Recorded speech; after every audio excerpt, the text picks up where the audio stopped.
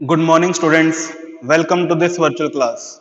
और आज की इस वर्चुअल क्लास का हमारा टॉपिक रहने वाला है, फर्स्ट टॉपिक रहने वाला है वर्क काइनेटिक एनर्जी थ्योरम। क्योंकि यहाँ वर्ड से आपको पता लग रहा है कि थ्योरम में एक डेरिवेशन होगी, एक रिजल्ट होगा और वो रिजल्ट आपको हेल्प करेगा न्यूमेरिकल सॉल्व करने में। तो इस टॉपिक में एक डेरिवेशन है और डेरिवेशन से बच्चे बहुत डरते हैं। तो सबसे पहले मैं आपका डाउट या आपका जो डर होता है, फोबिया होता है, उसको खत्म कर देता हूं कि ये डेरिवेशन बिल्कुल सेम टू सेम है एज जैसे हमारे पास काइनेटिक एनर्जी की थी।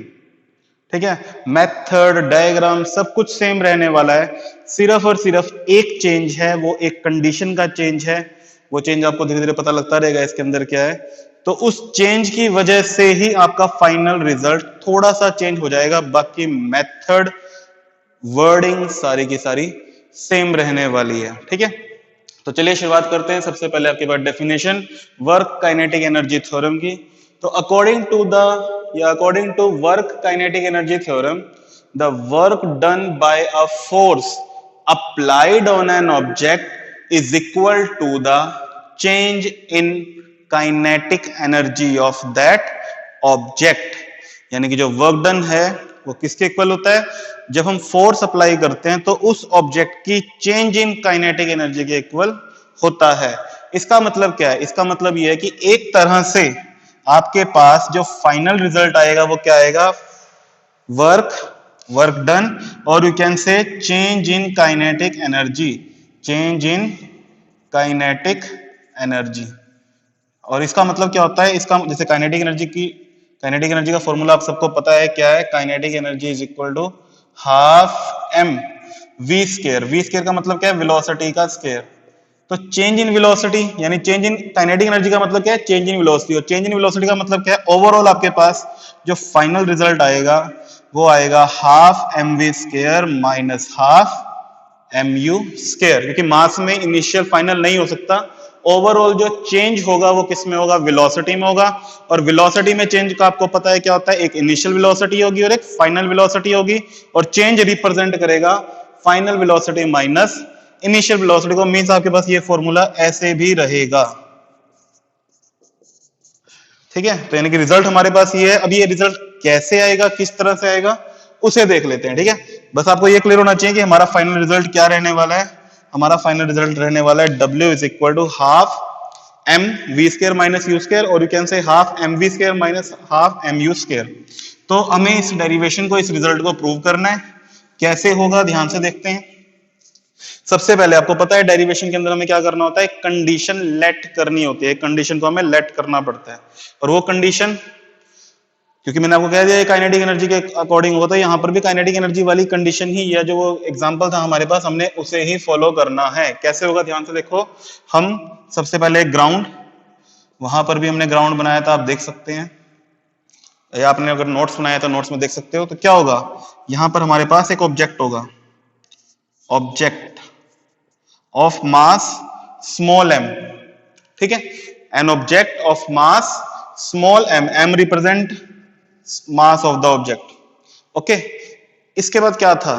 काइनेटिक एनर्जी में था कि ये ऑब्जेक्ट एट रेस्ट है। काइनेटिक एनर्जी की डेरिवेशन में क्या था कि ये ऑब्जेक्ट जो था वो इनिशियली रेस्ट पर था। बस यहां पर आपने ये कंडीशन चेंज करनी है कि initially object is not at rest but it has some velocity.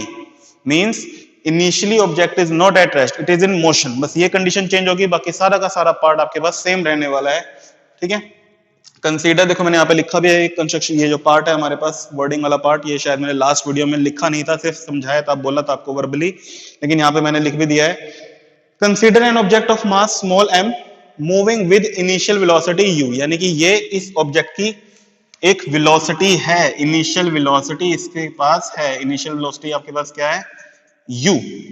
Okay, let a constant force F, हमने इसके ऊपर एक फोर्स अप्लाई की जैसे हमने काइनेटिक एनर्जी में अप्लाई की थी। Let a constant force F be applied on the object in the direction of motion of its motion so that velocity acquired by the object after covering a distance। Suppose करो इस object ने distance या displacement cover किया है। Suppose करो पहले यहां पे था, अब ये ऑब्जेक्ट यहां पर आ गया, और इस ऑब्जेक्ट ने एस डिस्प्लेसमेंट को कवर किया है, एस डिस्प्लेसमेंट को, और फाइनली जो इसकी वेलोसिटी बन गई है वो बन गई है v। फाइनल वेलोसिटी बिकम्स, और यू कैन से गिवन बाय v। ठीक है, तो डायग्राम आपके पास ये रहने वाला है। वर्डिंग वाला पार्ट मैंने यहाँ पे आपको एक्सप्लेन कर दिया है, डेफिनेशन आपको एक्सप्लेन कर दिया। अब रह गया है हमारा सिर्फ और सिर्फ मैथमेटिकल पार्ट। मैथमेटिकल पार्ट 3 से 4 स्टेप का होगा और हमारे पास रिजल्ट आ जाएगा। क्लियर है? तो यहां तक एक बार स्क्रीनशॉट ले लो, अपने माइंड में सारा कुछ रिकलेक्ट कर लो, और अब शुरू करते हैं इसका मैथमेटिकल पार्ट। मैथमेटिकल पार्ट, और यू कैन से जो इसकी डेरिवेशन पार्ट है वो। तो मैथमेटिकल पार्ट का जहां पर हमने वहां पे कैसे शुरुआत की थी, वर्क से शुरुआत। देखो ये हमारे पास ऑब्जेक्ट है, हमने इसके ऊपर फोर्स अप्लाई की, इसने डिस्प्लेसमेंट कवर किया है, तो वर्क जरूर होगा, वर्क। और वर्क किस कैसे दिया जाएगा, work is given by F into s. F into S यानी कि फोर्स और डिस्प्लेसमेंट को मल्टीप्लाई करो, वर्क डन आ जाएगा। अब हमने क्या करना है, कुछ चेंजेस करने हैं फोर्स एंड डिस्प्लेसमेंट में, कुछ कैलकुलेशन करनी है और हमारा रिजल्ट आ जाएगा। इसे नाम दे देते हैं क्वेश्चन नंबर 1। फिर हम लिखेंगे we know that F is equal to m a. कैसे पता है, from Newton second law of motion. We know that F is equal to, यहां पे आप लिख सकते हो बाय, या फिर from Newton second law of motion. Second law of motion से हमें ये बात पता है। ओके, इक्वेशन नंबर 2, 1 2 क्लियर है? यहां तक कोई प्रॉब्लम वाली बात नहीं है आपके पास। F की वैल्यू हम क्या करेंगे, एम ए पुट कर देंगे। फिर क्या बन जाएगा formula, W is equal to m a s बन जाएगा। तो हम क्या करेंगे, थोड़ा सा चेंज S में करेंगे और हमारा एकदम से रिजल्ट आ जाएगा। तो ध्यान से देखो यहां पर first equation W is equal to F into s, क्योंकि फोर्स अप्लाइड हुई है एक ऑब्जेक्ट के ऊपर, ऑब्जेक्ट ने एक डिस्प्लेसमेंट कवर किया है S, then work is given by F into s. F की वैल्यू हमने पुट की है from Newton second law of motion, which is F is equal to m a. हम ये वाली वैल्यू पुट कर लेंगे। अब मैं इस ऊपर वाले पार्ट को रब करने जा रहा हूं, अगर आपने नोट करना है तो नोट कर सकते हो, स्क्रीनशॉट लेना था तो स्क्रीनशॉट भी आप ले सकते हो। इसे मैं रब कर देता हूं यहां पे।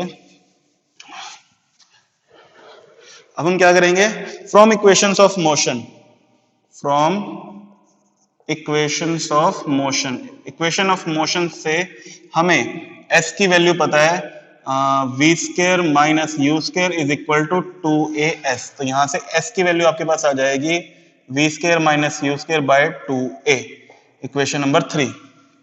ओके, इक्वेशन नंबर 1 आपको क्लियर है, इक्वेशन नंबर 2 आपको क्लियर है, इक्वेशन नंबर 3 भी आपको क्लियर है। बस आपने क्या करना है, put equation number 2 and 3 in 1। Equation 1 और 2 आपने, इक्वेशन 2 और 3 आपने 1 में पुट करनी है। W is equal to f m a, s की value v square minus u square bracket by 2a।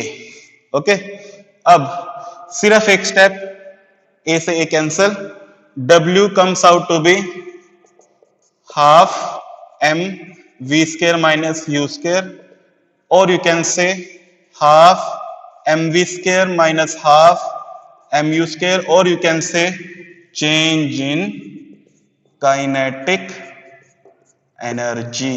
Okay, ठीक है, तो यहां तक आपका ये क्वेश्चन, ये डेरिवेशन कंप्लीट हो गया। बिल्कुल सिंपल है, पहले डेफिनेशन, फिर वर्डिंग वाला पार्ट, फिर डायग्राम वाला पार्ट, और आपको सिर्फ और सिर्फ 3 स्टेप्स को ध्यान रखना है। Equation number 1, F into S is equal to work done.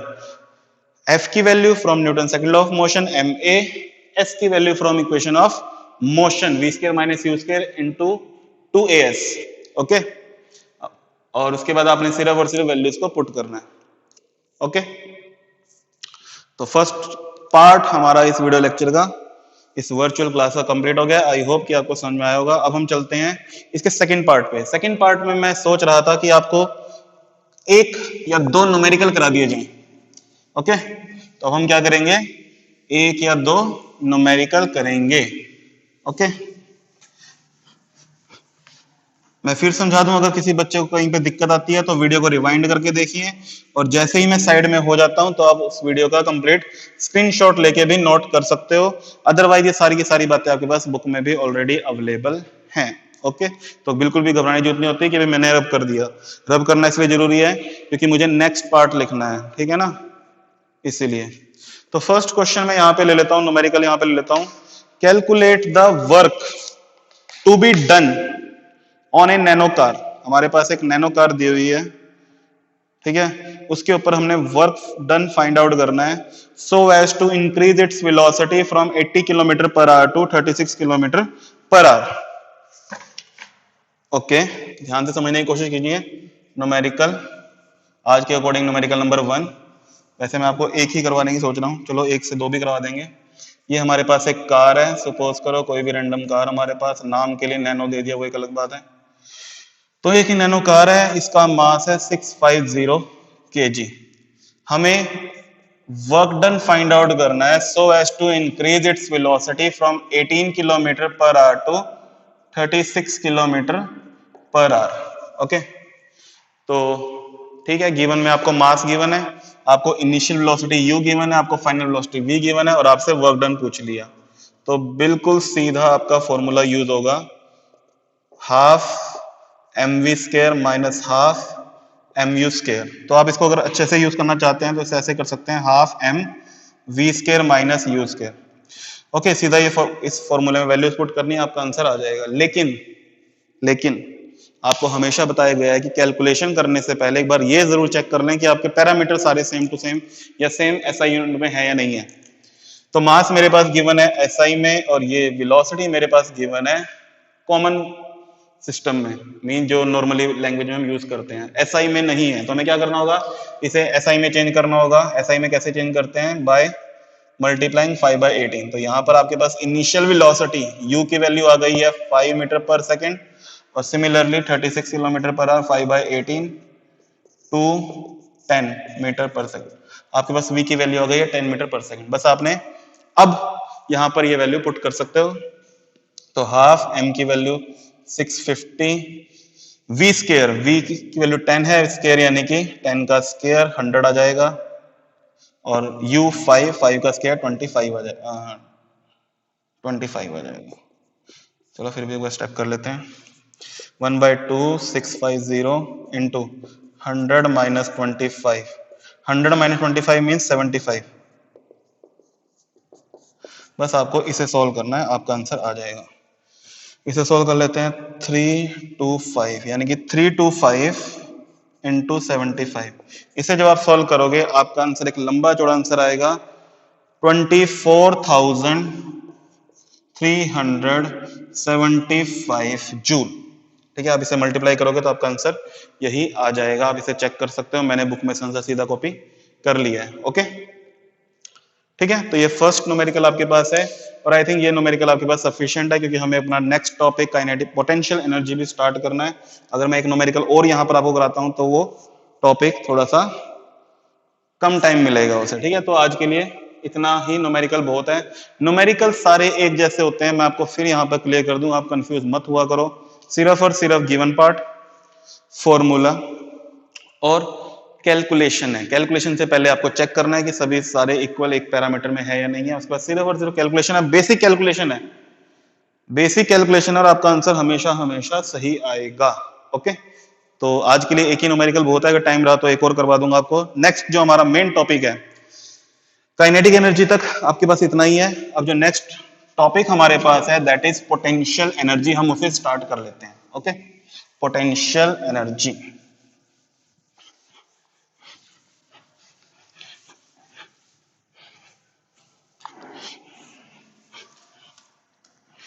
तो हमने स्टडी की थी एनर्जी। एनर्जी की फर्स्ट टाइप में हमने स्टडी किया था मैकेनिकल एनर्जी, और मैकेनिकल एनर्जी की डेफिनेशन आपके पास क्या थी, sum of kinetic energy and potential energy. Video lecture 2 और 3 को मिला के आपके पास काइनेटिक एनर्जी वाला पोर्शन कंप्लीट हो गया है। आज हम स्टडी करने वाले हैं potential energy. What do you mean by potential energy? तो सबसे पहले इसकी डेफिनेशन, ठीक है, डेफिनेशन। तो जैसे काइनेटिक एनर्जी की डेफिनेशन आपको पता होनी चाहिए, और उसके अंदर सिंपल सा एक वर्ड चेंज होंगे, एक्चुअली 2 वर्ड चेंज होंगे, और आपका ये क्वेश्चन यानी डेफिनेशन ऑफ पोटेंशियल एनर्जी आपके पास हो जाएगा।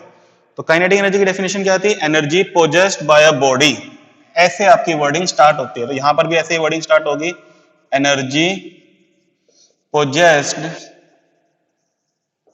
Bye a body by virtue of its position and configuration. Configuration में दो चीजें आएंगी आपके पास, shape and size. Shape and size is called potential energy. Means यहां पर क्या है, अब इसको समझ लेते हैं। देखो ध्यान से, पहले काइनेटिक एनर्जी आपको क्लियर होना चाहिए। काइनेटिक एनर्जी क्या होता है? Energy possessed by a body by virtue of its motion.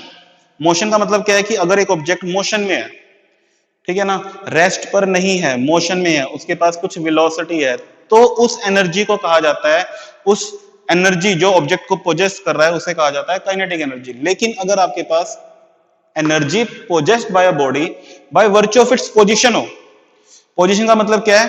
Position का मतलब है according to height, vertical direction में। जैसे सपोज करो मेरे पास ये दो मार्कर हैं, एक मार्कर मेरे पास यहां पर ये है, एक मार्क समझो यहां पे ध्यान से। सपोज करो मेरे पास एक ग्राउंड लेवल है और एक ऑब्जेक्ट मेरे पास यहां पर है, ऑब्जेक्ट ए, और एक ऑब्जेक्ट मेरे पास यहां पर है, ऑब्जेक्ट बी। तो इसकी हाइट से अलग है। सपोज करो H1 H2, और ये भी ऑब्वियस बात है कि H2 is greater then H1। तो ये जो ऑब्जेक्ट हैं, ये ऑब्जेक्ट अपने आप में एक एनर्जी पोजेस करते हैं, उसे कहा जाता है पोटेंशियल एनर्जी। और उसी के बेसिस पर क्या कहा जाएगा? Potential energy of B is greater than potential energy of A. ये कैसे कहा जाएगा? क्योंकि मुझे पता है पोटेंशियल एनर्जी का फॉर्मूला क्या है, मतलब कि डेफिनेशन के बाद आपके पास क्या आता है? पोटेंशियल एनर्जी का फॉर्मूला आता है। पोटेंशियल एनर्जी का फॉर्मूला आपके पास है m into g into h, where m mass of the object, g acceleration due to of gravity and h is the height of the object with reference to the ground, यानी कि ground के reference के according. जैसे यहां पर हम बात करें कि मैंने किस बेस पर कहा potential energy of b is greater than potential energy of a, क्योंकि इन दोनों ऑब्जेक्ट के लिए हो सकता है मास सेम हो, g सेम हो, लेकिन h तो डिफरेंट है ना।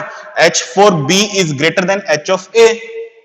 इसी वजह से जो पोटेंशियल एनर्जी ऑफ बी होगी वो क्या होगी? पोटेंशियल एनर्जी ऑफ ए से ग्रेटर होगी। तो यहां पर जो मैं बताना चाह रहा था वो ये बताना चाह रहा था कि पोजीशन का मतलब क्या है विद रिस्पेक्ट टू ग्राउंड। अगर एक ऑब्जेक्ट कम हाइट पर है और दूसरा ऑब्जेक्ट ज्यादा हाइट पर है, तो जिसकी ज्यादा हाइट है उसकी पोटेंशियल एनर्जी ज्यादा होगी। हमें ये बात समझनी है इस पोजीशन वर्ड के कोरस्पॉन्डिंग।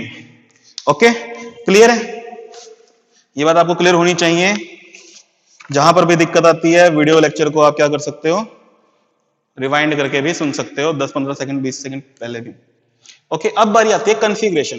कॉन्फ़िगरेशन से हमारा मतलब क्या है कि जैसे सपोज करो आपने कभी ऐसी टॉय कार देखी होगी जिसके अंदर हम चाबी लगाते थे, यानी स्प्रिंग। अगर आप स्प्रिंग को प्रेस कर देते हो, यानी आपके पास एक सपोज करो एक स्प्रिंग है, उसकी एक पोटेंशियल एनर्जी होगी। उसी तरह से जब हम उसे प्रेस करते हैं तो हमने क्या किया है? उसकी कॉन्फ़िगरेशन यानी कि शेप एंड साइज को चेंज कर दिया, तो उस शेप एंड साइज के कोरस्पॉन्डिंग भी उसकी पोटेंशियल एनर्जी होगी। क्लियर है आपको बातें? हाँ, तो पोजीशन एंड कॉन्फ़िगरेशन का मतलब यहां पर आपके पास ये रहने वाला है। फॉर्मूला मैं आपको ऑलरेडी बता चुका हूं, इसको दोबारा भी हम डिस्कस करेंगे। पहले हम इसके डेफिनेशन पार्ट को पूरी तरह से क्लियर कर लेते हैं। ओके, तो सबसे पहले आपका समझना जरूरी है कि पोटेंशियल एनर्जी होता क्या है। पोटेंशियल एनर्जी होता है with respect to ground position और उसकी शेप एंड साइज के अकॉर्डिंग उसकी एनर्जी। क्लियर है आपको ये बात? अब आपको जैसे यहां पर दो वर्ड मिल गए हैं, एक है कॉन्फ़िगरेशन और एक है पोजीशन, इसीलिए पोटेंशियल एनर्जी की टू टाइप्स आती हैं। ठीक है, पोटेंशियल एनर्जी के आपके पास टाइप भी आपके पास क्या है? टू टाइप्स हैं। एक है gravitational potential energy, gravitational potential energy, और आप एक आपके पास रहने वाली है elastic potential energy. Okay, gravitational potential energy and elastic potential energy. Means कहने का मतलब ये है, जब आप ऐसे बोलोगे energy possessed by a body by virtue of its position, bye virtue of its position, ठीक है, उस केस में आपके पास बन जाएगी ग्रेविटेशनल पोटेंशियल एनर्जी। और अगर आप उसको सिर्फ और सिर्फ कॉन्फ़िगरेशन की शेप एंड साइज के अकॉर्डिंग अगर आप उसे एक्सप्लेन करते हो तो वो बन जाएगी आपके पास इलास्टिक पोटेंशियल एनर्जी क्या बन जाएगी? Elastic potential energy. फिर भी मैं इसकी जो बुकिश वर्डिंग की डेफिनेशन है वो आपको यहां पर नोट करवा देता हूं, ठीक है। वैसे तो डेफिनेशन का मतलब यही है कि अगर आप पोजीशन के अकॉर्डिंग बताते हो और जिसके अंदर ग्रेविटी इन्वॉल्व हो जाती है, पोजीशन का मतलब क्या है? ग्रेविटी। जैसे मान लो मैंने आपको कहा, एग्जांपल देके बताया था, ग्राउंड है, ग्राउंड के रेफरेंस में ये मार्कर यहां पर स्टैंड करता है, तो उसके ऊपर ग्रेविटी एक्ट करती है ना, तो उसी तरह से ये बन जाएगी ग्रेविटेशनल पोटेंशियल एनर्जी। और जब आप स्प्रिंग से रिलेटेड कोई बात करते हो जिसमें change in shape and size होता है, वहां पर आपके पास आ जाएगी इलास्टिक पोटेंशियल एनर्जी। लेकिन फिर भी मैं आपको इसकी प्रॉपर बुकिश वाली डेफिनेशन आपको लिखवा देता हूं। Gravitational potential energy is defined as the work done in raising, or you can say rising it from ground to that point against gravity, proper definition आपके पास यही है। मतलब वही है जिसके अंदर मैंने आपको समझाया कि अगर आप ग्रेविटी के अकॉर्डिंग, और यू कैन से पोजीशन के अकॉर्डिंग अगर आप बात करते हो तो उसे बोलते हैं ग्रेविटेशनल पोटेंशियल एनर्जी, ठीक है। और अगर हम बात करें इलास्टिक की तो आ जाएगा potential energy of an object due to its potential energy of an object due to its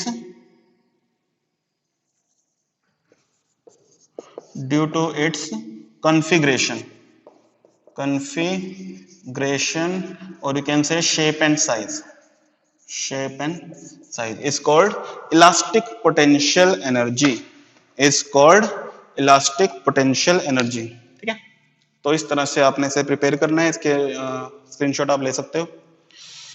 okay, अब चलते हैं इसके फॉर्मूले पर और उसके फॉर्मूले की डेरिवेशन पर। वो फॉर्मूला आया कैसे? जैसे हमने काइनेटिक एनर्जी का फॉर्मूला पहले पढ़ा था, हाफ एम वी स्क्वायर, फिर हमने ये भी बताया था कि वो हाफ एम वी स्क्वायर आया कैसे है। उसी तरह से अब हमें क्या करना है, पोटेंशियल एनर्जी का फॉर्मूला जो मैं आपको बता चुका हूं, mgh है हमारे पास। अब ये फॉर्मूला आया कैसे है उसको देखते हैं, या फिर इस फॉर्मूले की डेरिवेशन, ठीक है। आपके पास सीधा क्वेश्चन आ सकता है, drive mathematical result of potential energy, drive mathematical result of kinetic energy. इसका मतलब क्या है कि अगर आपके पास ऐसी वर्डिंग में क्वेश्चन आता है ना, drive mathematical result of this, तो इसका मतलब है कि आपने उसका फॉर्मूला ड्राइव करना है, फॉर्मूले की डेरिवेशन आपको बतानी है। जैसे अब हमारे पास क्या है, पोटेंशियल एनर्जी की डेरिवेशन है, और पोटेंशियल एनर्जी अभी हमने स्टडी किया है mgh। तो ये mgh कैसे आता है हमें ये देखना है, ठीक है। अब पहला स्टेप जो आप सबको क्लियर हो चुका है लगभग, क्या है वो, उसके जिसकी भी हमें डेरिवेशन करनी है उसका एक डायग्राम बनता है, उसके लिए कुछ वर्डिंग वाले पॉइंट बनते हैं, और फिर मैथमेटिकल पोर्शन को हम फॉलो करते हैं। तो यहां पर जो आपके पास डायग्राम रहने वाला है, वो डायग्राम कैसे रहने वाला है, ध्यान से देखो। यहां पर सबसे पहले ग्राउंड, यहां पर भी ग्राउंड रहेगा आपके पास, ग्राउंड, ये है हमारा ऑब्जेक्ट, इस ऑब्जेक्ट का मास है m। अब हमने क्या किया, इसे लिफ्ट किया है अपनी पोजीशन पर, और अपनी पोजीशन से, और सपोज करो हम इसे यहां पर ले आए। ऑब्जेक्ट ए की जो फाइनल पोजीशन है वो क्या है, ये ऑब्जेक्ट ए नाम दे देते हैं इसको, ऑब्जेक्ट ए, आप बी भी नाम देते हो, उससे कोई फर्क नहीं पड़ने वाला। ऑब्जेक्ट ए को हमने यहां से उसकी इनिशियल पोजीशन से रेज किया और यहां पर हम उसे ले आए। तो जिस हाइट से हमने उसे रेज किया है उसको हम मान लेंगे h, ओके। और जब हम किसी ऑब्जेक्ट को रेज करते हैं तो उसके ऊपर ग्रेविटी एक्ट करती है g, क्लियर है। ये दो बातें बस आपको ध्यान में रखनी है। ये आपका डायग्राम बनने वाला है, डायग्राम बुक में भी आपके पास। अब बारी आती है इसका वर्डिंग वाला पार्ट, इसका लिख लेते हैं, consider N object of mass m, consider an object A of mass small m, ठीक है। Let it be raised through a height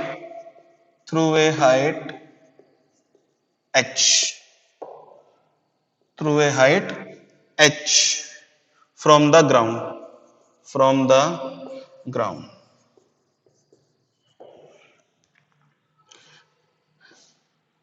Naturally, a force is required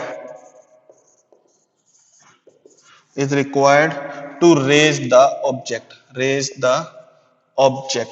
हमें एक फोर्स की रिक्वायरमेंट रहेगी, इसे नाम दे देते हैं small f. Let a force F is required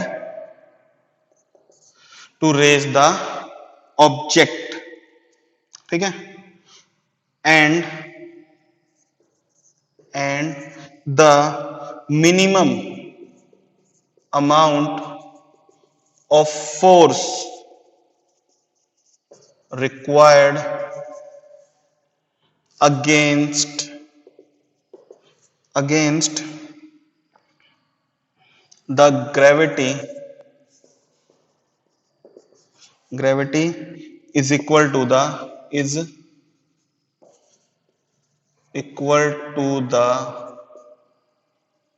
weight of the object. ठीक है, क्लियर है? देखो ध्यान से, यहां पे हमारे पास एक ऑब्जेक्ट है A जिसका मास है m. अब ऑब्जेक्ट है तो उसका कुछ ना कुछ वेट भी होगा, m इंटू जी से हम उसे फाइंड आउट कर सकते हैं. अब हम क्या कर रहे हैं, इस ऑब्जेक्ट को रेज कर रहे हैं थ्रू ए हाइट h. कुछ हाइट से हमने उसे रेज किया है, तो उस हाइट से जब हम उसे रेज करेंगे तो कुछ ना कुछ हमें फोर्स लगानी पड़ेगी, और वो फोर्स क्या होगी, ग्रेटर देन होगी या इक्वल टू होगी वेट ऑफ द ऑब्जेक्ट से. ये बात आपको समझना है, यानी कि अगर हमने फोर्स ही कम लगाई तो वो ऑब्जेक्ट उठेगा ही नहीं, वहां से लिफ्ट ही नहीं होगा. सपोज करो मेरे पास ये मार्कर है, मैं उसे बहुत कम फोर्स लगा रहा हूँ, बिल्कुल कम फोर्स लगा रहा हूँ, तो वो वहां से उठेगा ही नहीं. तो हमें जो फोर्स लगानी है, ये ध्यान रखना है, जो फोर्स आप लगाओगे वो क्या होनी चाहिए, ग्रेटर देन होनी चाहिए या फिर इक्वल होनी चाहिए as compare to mass of the weight of the object से. ठीक है, क्लियर होगी बात ये? अब यहां पर भी आप सिंपल मेथड फॉलो करोगे. अब जैसे ये ऑब्जेक्ट है, इसे आपने लिफ्ट किया तो कुछ ना कुछ वर्क तो किया होगा. वर्क कैसे दिया जाता है, F इंटू एस से दिया जाता है. अब क्योंकि यहां पर वर्टिकल मोशन है तो ये क्या बन जाएगा, F इंटू एच हो जाएगा. क्लियर है ना? मैंने आपको बता रखा है जो डिस्प्लेसमेंट होता है लीनियर मोशन के लिए, जब हम किसी ग्राउंड लेवल की बात करते हैं तो वो S रहता है, और जैसे ही वर्टिकल मोशन आता है तो वो जो S है वो H से रिप्लेस हो जाता है. तो W का फॉर्मूला यानी कि वर्क डन का फॉर्मूला क्या बन गया आपके पास, F इंटू एच हो गया. ठीक है, क्लियर है आपको बात है? अब हमें क्या करना है, यहां पर from Newton second law of motion से F की वैल्यू क्या पुट कर सकते हैं, वेट के इक्वल पुट कर सकते हैं, m इंटू जी. वैसे तो m a होता है, लेकिन यहां पर वर्टिकल मोशन का केस है, इसलिए क्या हो जाएगा, m इंटू जी हो जाएगा. तो from Newton second law of motion क्या हो जाएगा, F इंटू एम जी हो जाएगा. और जैसे हम इसकी वैल्यू इक्वेशन नंबर 1 में पुट करेंगे, यानी कि पुट वैल्यू ऑफ F, देखो यहां पर हमने क्या किया, स्मॉल f से रिप्रेजेंट किया है, तो इसे कैपिटल लेटर से ही रिप्रेजेंट कर लेते हैं. ठीक है, F इन इक्वेशन नंबर 1, तो क्या हो जाएगा, हमारे पास फॉर्मूला बनेगा W is equal to work done is equal to m into g into h. और यही क्या है, हमारा फाइनल रिजल्ट है. देखो ये ध्यान से, जो हम इसको प्रूव करने वाले थे. हाँ ध्यान से देखो, यहाँ पर क्या है, वर्क है, तो और वर्क किसके इक्वल होता है, वर्क ही आपका एनर्जी के इक्वल होता है. अब जैसे हमने वहां पर रिप्लेस किया था पहले काइनेटिक एनर्जी में, वर्क को काइनेटिक एनर्जी से रिप्लेस कर दिया था, यहां पर हम क्या करेंगे, वर्क को पोटेंशियल एनर्जी से रिप्लेस कर देंगे. क्लियर है? क्योंकि ये वही वर्क डन है, जो वर्क डन हमने किया है उसी के कोरस्पॉन्डिंग उतनी ही तो एनर्जी बनती है इस ऑब्जेक्ट पर. यहां पर समझ में आपको बात ये बिल्कुल उसी तरह से है, जैसे मान लो सपोज करो आपके फ्रेंड्स हैं, आपका एक फ्रेंड है, उसने आपको 500 रुपए दिए, तो जितने उसने आपको पैसे दिए उतने ही तो पैसे आपके पास आए ना. 500 दिए, आपके पास 500 हो गए. तो यहां पर समझने की कोशिश करो, जब हम इसे लिफ्ट करते हैं तो हम एक वर्क डन करते हैं. जब हम इसे लिफ्ट करेंगे तो क्या होगा, एक वर्क होगा जो कि ऑब्जेक्ट पर किया गया है, उसी वर्क के कोरस्पॉन्डिंग क्या बनेगी, उस ऑब्जेक्ट की एनर्जी बनने वाली है. समझ में आपको बात है, आपको समझनी पड़ेगी. जैसे मान लो आपने मेरे को 500 रुपए दिए, तो मेरे पास 500 रुपए ही आने वाले हैं, ज्यादा नहीं आने वाले. ठीक है, अगर आपने सपोज करो कुछ खाया है, जितना आप खाना खाते हो उतनी ही आपकी बॉडी में एनर्जी रहती है ऐसा नहीं है कि आपने खाना तो कम खाया आपकी बॉडी एनर्जी ज्यादा हो जाए। तो उसी तरह से यहाँ समझना है कि आपने जो वर्क डन होता है ऑब्जेक्ट के ऊपर वही उसकी एनर्जी के इक्वल होता है। Work done is equal to energy, और एनर्जी के कॉरस्पॉन्डिंग ही आप अगर लीनियर मोशन है तो काइनेटिक एनर्जी वर्ड यूज कर लोगे, और वर्टिकल मोशन है तो पोटेंशियल एनर्जी वर्ड यूज कर लोगे। क्लियर हो गया आपको बात यहाँ पर? ठीक है, तो इसका आप स्क्रीनशॉट ले सकते हो, आप इसे नोट कर सकते हो। डेरिवेशन वाइज ये बहुत ही छोटा टॉपिक था। ओके, इसका स्क्रीनशॉट लेके इसको नोट कर लेना, इसे पढ़ते रहना, ठीक है, जब तक कि आपके माइंड में ये क्लियर ना हो जाए। अब धीरे धीरे क्या है कि आपको दिख रहा होगा कि आपकी डेरिवेशन बढ़ गई है, मैथमेटिकल एक्सप्रेशन आपके बढ़ गए हैं, तो आपने क्या करना है, रेगुलर बेसिस पर इनकी प्रैक्टिस करनी है अपने आप, नहीं तो भूल जाओगे, सारी डेरिवेशन आपस में मिक्स हो जाएंगी। ओके, अब कुछ बातें नोट कर लेते हैं, छोटी छोटी 2 बातें हैं वो समझने की कोशिश करते हैं। सबसे पहली बात आपको ये समझनी है, पोटेंशियल एनर्जी किसी भी ऑब्जेक्ट की जब हम उसे रेज करते हैं तो वो पाथ इंडिपेंडेंट होता है। क्या होता है? पाथ इंडिपेंडेंट होता है। इस बात को आपने समझना है, अपने माइंड में और एक जगह नोट कर लेना है। जो पोटेंशियल एनर्जी है वो क्या है? पाथ इंडिपेंडेंट है। पाथ इंडिपेंडेंट का मतलब क्या होता है? ध्यान से देखो, यहां पर सपोज करो ये मेरे पास मेरा ग्राउंड है और ये मेरे पास है मेरा ऑब्जेक्ट ए, ठीक है, ऑब्जेक्ट ए। अब मैंने इस ऑब्जेक्ट को यहां से लेके यहां तक रेज किया है। मैंने क्या किया है? ऑब्जेक्ट ए को इस पोजीशन से लेके, यानी ग्राउंड से लेके उसे ऊपर तक, इस हाइट तक मैंने इसे रेज किया है। ओके, क्लियर हुई बात है? एक तो सपोज करो मैंने इसे बिल्कुल सीधा वर्टिकल रेज किया। दूसरी कंडीशन में मैंने क्या किया? दूसरी कंडीशन में सपोज करो मैंने इसे पहले तो ऐसे लेके गया यहां तक, फिर मैंने इसकी डायरेक्शन चेंज कर दी। सपोज करो मैं इसको यहां ले आया, उसके बाद फिर मैंने इसे यहां तक रेज किया और इसे उतनी ही हाइट तक रेज किया है जितना मैंने पहले केस में इसे रेज किया है। क्लियर है बात आपको? तो अब आपको यहां पे समझना है कि जब हम एक ऑब्जेक्ट को रेस करते हैं तो सीधा भी रेस कर सकते हैं और उसे इस तरह से डिफरेंट डिफरेंट पाथ से भी रेस कर सकते हैं।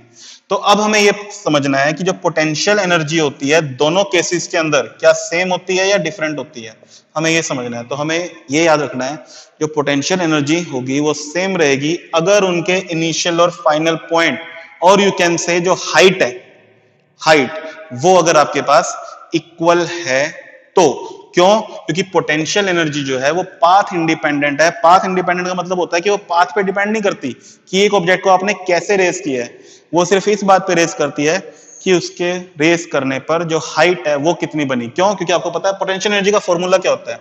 पोटेंशियल एनर्जी का फॉर्मूला होता है m into J into H, यानी कि ओवरऑल वो किस पे डिपेंड करती है? ओवरऑल वो वर्टिकल हाइट पे डिपेंड करती है।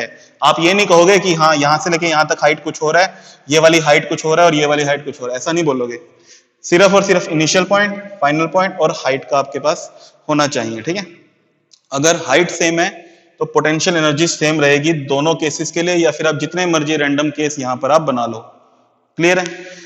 ये पॉइंट आपने याद रखना है। Potential energy is path independent, means potential energy depend upon the initial point and final point, or you can say vertical height. It doesn't depend on the path by which we drawing the या we raising the object, ठीक है। एक point आपने ये याद रखना है। दूसरा इंपॉर्टेंट पॉइंट आपके पास क्या है? दूसरा इंपॉर्टेंट पॉइंट आपके पास ये है कि पोटेंशियल एनर्जी और काइनेटिक एनर्जी साइमल्टेनियसली भी होते हैं एक ऑब्जेक्ट के पास। देखो जैसे सपोज करो आपके पास ये ग्राउंड है, ये ग्राउंड आपके पास, ये एक ऑब्जेक्ट हमने प्लेस किया यहां पर, ठीक है, ये ऑब्जेक्ट है। जब हम इस ऑब्जेक्ट को रेस करते हैं तो ये ऑब्जेक्ट यहां पर पहुंच जाता है, ठीक है। तो अगर हम मान लो सपोज करो ए पॉइंट की और सिर्फ बी पॉइंट की बात करते हैं तो यहां पर आपकी पोटेंशियल एनर्जी मैक्सिमम होती है और यहां पर आपकी काइनेटिक एनर्जी मैक्सिमम होती है। आपने ये बात ध्यान रखनी है।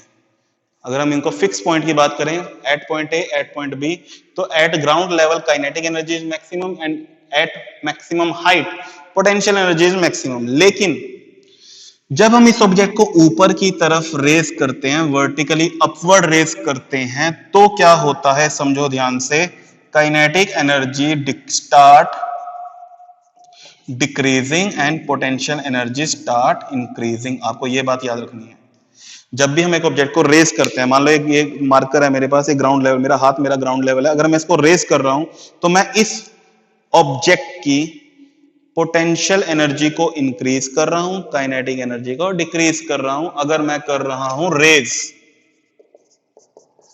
आपने ये बात ध्यान रखनी। अगर मैं ऑब्जेक्ट को ड्रॉप कर रहा हूं, ड्रॉप, ऊपर से ड्रॉप कर दिया, तो इस केस में मैं क्या कर रहा हूं, या इस केस में ऑब्जेक्ट पर क्या होता है, potential energy start decreasing and kinetic energy start increasing. आपने ये बात ध्यान रखनी है। और जो सम होगा, sum of kinetic energy and potential energy, that is total energy, और you can say mechanical energy, वो क्या रहेगी, सेम रहेगी throughout this journey, throughout this journey. यानी कि अगर आप एक ऑब्जेक्ट को यहां पर प्लेस करते हो, इनिशियली रेस्ट पर है, बिल्कुल आपने उसे उठाया नहीं है, तो सपोज करो टोटल एनर्जी, और यू कैन से काइनेटिक एनर्जी क्या है उसकी, 100 जूल है। तो जैसे ही आप रेस करोगे काइनेटिक एनर्जी डिक्रीज होगी, काइनेटिक एनर्जी डिक्रीज होगी, मीन सपोज करो 100 से 90 बन गई, 90 जूल, लेकिन पोटेंशियल एनर्जी इंक्रीज करेगी, यानी कि वो कितनी करेगी, वो उतनी ही करेगी, सो दैट जो उनका सम होगा काइनेटिक एनर्जी और पोटेंशियल एनर्जी का, वो टोटल एनर्जी के इक्वल होगा। ये पॉइंट भी आपको समझना है, याद रखना है और अपने से दिमाग में बिठाना है। क्लियर होगी बात है? Means total energy, total energy या फिर और कैन से मैकेनिकल एनर्जी क्या होता है, sum of kinetic energy and potential energy होती है। जब हम किसी ऑब्जेक्ट को रेस करते हैं तो काइनेटिक एनर्जी डिक्रीज होना स्टार्ट हो जाती है, पोटेंशियल एनर्जी इंक्रीज होना स्टार्ट हो जाती है, और जो इंक्रीज और डिक्रीज है वो बैलेंस होता है total energy of the system से। ऐसा नहीं है कि काइनेटिक एनर्जी में जो डिक्रीज हो रहा है वो ज्यादा हो रहा है, इंक्रीज कम हो रहा है, ऐसा नहीं होगा। जैसे मैंने आपको एग्जांपल देके बताया, सपोज करो टोटल एनर्जी और यू कैन से काइनेटिक एनर्जी 100 जूल है, और जैसे ही हम इस ऑब्जेक्ट को रेस करते हैं तो काइनेटिक एनर्जी डिक्रीज हो जाएगी, सपोज करो 90 जूल हो गई, 100 से 90 जूल, लेकिन साइड बाय साइड उसकी पोटेंशियल एनर्जी भी इंक्रीज होगी, और वो इंक्रीज उस बात पे डिपेंड करता है कि डिक्रीज कितना हुआ है। जैसे 90 हुआ है यानी कि 10 का डिक्रीज हुआ है, तो 10 ही पोटेंशियल एनर्जी क्या होगी, इंक्रीज होगी। और किसी भी पॉइंट पर टोटल एनर्जी क्या रहेगी, सेम रहेगी, वो चेंज नहीं होगी। 100 जूल है तो 100 जूल ही रहने वाली है। Same case for potential energy का ड्रॉप के लिए। मान लो सपोज करो यहां पर जो टोटल एनर्जी है, टोटल एनर्जी सपोज करो 100 जूल है, अब इस समय क्या है, ये टोटल कंप्लीट पोटेंशियल एनर्जी है, लेकिन जैसे ही ड्रॉप करूंगा तो पोटेंशियल एनर्जी डिक्रीज हो जाएगी, सपोज करो 80 हो गई, 80 जूल हो गई। तो पोटेंशियल एनर्जी डिक्रीज हो रही है, साइड बाय साइड क्या होगा, काइनेटिक एनर्जी तो इंक्रीज होगी। तो काइनेटिक एनर्जी कितनी इंक्रीज होगी, जितनी डिक्रीज हुई है। जैसे मान लो 100 से 80 आया है, यानी पोटेंशियल एनर्जी 20 डिक्रीज हुई है, तो 20 ही आपकी काइनेटिक एनर्जी इंक्रीज होगी। ये बात आपको समझनी है। तो दो पॉइंट थे हमने यहाँ पर जो डिस्कस किए हैं, बहुत इंपॉर्टेंट, यानी कि वो काइनेटिक एनर्जी और पोटेंशियल एनर्जी के सम में से निकल के आता है। सबसे पहले आपको काइनेटिक एनर्जी पता होना चाहिए, फिर पोटेंशियल एनर्जी पता होना चाहिए, उसके बाद आपको दोनों के बीच में रिलेशनशिप भी पता होना चाहिए। ओके, क्लियर होगी बात यहाँ पे? तो आई होप कि आज हमने अच्छा खासा पढ़ा है और आपको अच्छा खासा समझ में आया भी होगा। किसी भी पॉइंट पे दिक्कत आती है तो वीडियो को रिवाइंड करके देखिए। डेफिनेशन में कुछ दिक्कत आती है तो आप बुक में से भी रेफरेंस ले सकते हैं, और मुझे पर्सनली आप मुझसे बात भी कर सकते हैं। जब भी पर्सनली बात करते हो तो फोन करो, ठीक है? मैसेज में देख पाना थोड़ा सा मुश्किल हो जाता है, वो मैसेज आपका दब जाता है बहुत सारे मैसेजेस के पीछे, तो आप मुझे पर्सनली फोन कर सकते हो। Okay, thank you very much.